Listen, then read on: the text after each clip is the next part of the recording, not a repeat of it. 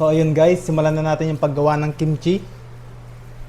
Unahin natin ilagay yung carrots at yung labanos natin. Lagay natin dito sa may pan.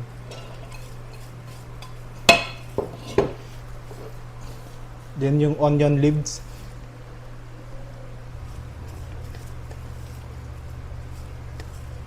First time nga lang natin gagawin tong guys, kimchi. Sana hindi siya pumalpak. Next, lagyan natin ng paste. Bali itong guys, itong paste niya may glutinous rice flour. Then yung mga chili flakes. Ito yung chili flakes na nilagay natin. Naglagay din tayo ng onions, garlic, tapos ginger. Then yung apple pearl. Naglagay din ako ng patis.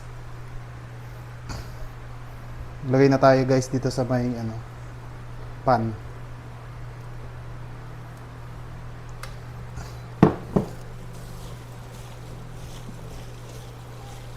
Sundan nyo na lang yung proseso guys kung paano gagawin tong kimchi. Sana hindi siya pumalpak.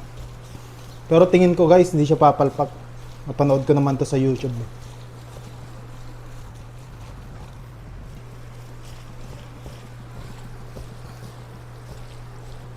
Ayan, mukhang masarap na guys, pero wala pa siyang cabbage. Siyempre, maglalagay tayo ng paunti-unting cabbage.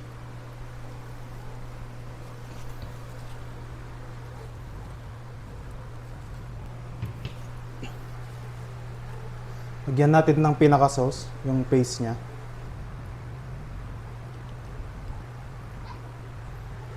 Same process lang guys. Mix lang natin ng mabuti.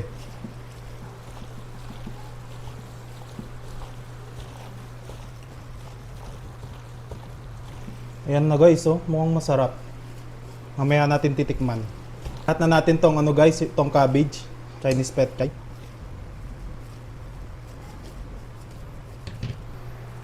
Lagyan ulit natin ng paste.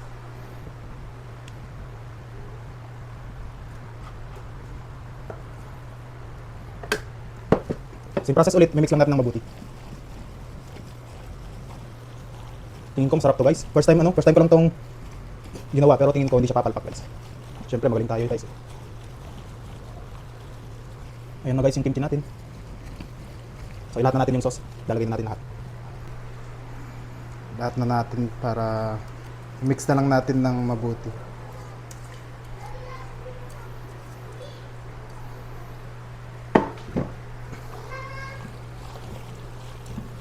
Nako, napakasarap. So, sakto lang yung sauce niya guys. Hindi siya nagkulang. Ayan o. Nako. Hindi.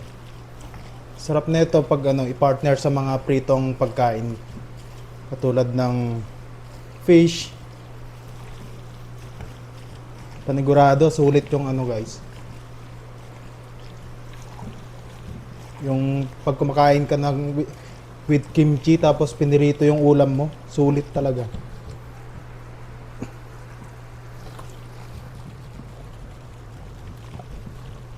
Yan. Sarap ka may imekos-mekos eh. Parang yung sa Indian food. Pero tayo, naka-gloves tayo. Yung mga yun, walang gloves. Ayan no. Mamaya papakita ko yung sa inyo sa video. Madali lang naman siyang gawin. Pero matrabaho din. Search nyo na lang sa YouTube. Hindi ko na videoan ng buo eh. Ayan guys, so. 'Di ba? Ganun lang kasimpleng gawin.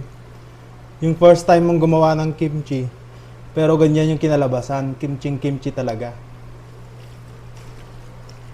Mas masarap to pag nakababad ng mga 3 days bago mo siya kainin. Lagay mo muna sa ref. Not bad for a first timer guys, 'di ba?